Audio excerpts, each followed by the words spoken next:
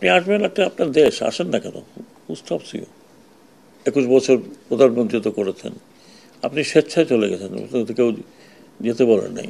আওয়ামী লীগ একটি বড় রাজনৈতিক দল, প্রচুর ভালো ভালো নেতা আছে, আমি এখনই আপনাকে নাম বলতে পারি। আসসালামু আলাইকুম, আমি আশরাফুল ইসলাম আমিন। স্বাগতম জানাচ্ছি নতুন আরো একটি ভিডিওতে।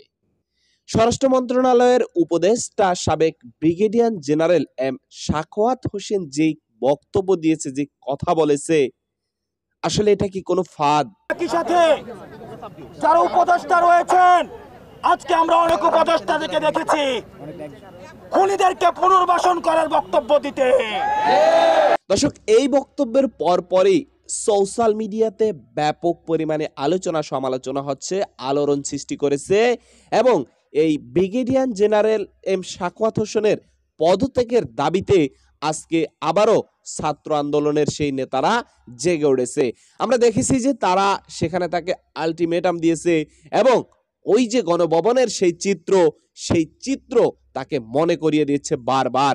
এবং গতকালকে রাত্রে ছাত্রদলের কিছু নেতাকর্মীরা তাকে পদত্যাগের দাবিতে মিছিল মিটিং করছে।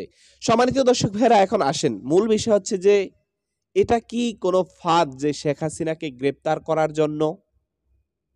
কারণ আমরা দেখেছি যে বর্তমান সরকারের উপদেষ্টা নাহিদ এবং আসিফ তারা বলেছে যে শেখ হাসিনাকে দেশে এনে বিচার করানো হবে এবং প্রত্যেকটা এলাকার যাদের যাদের ক্ষয়ক্ষতি হয়েছে তারা ইতিমধ্যে মামলা শুরু করে দেন এবং সেই মামলাগুলার কার্যক্রম চলতে থাকবে যাতে শেখ হাসিনাকে খুব শীঘ্রই ধরা যায়।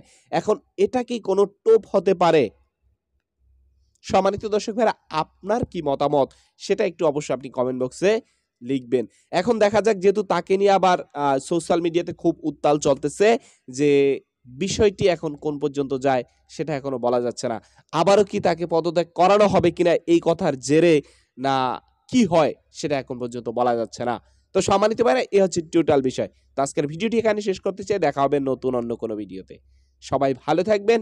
আসসালামু আলাইকুম ওয়া রাহমাতুল্লাহি ওয়া বারাকাতুহু।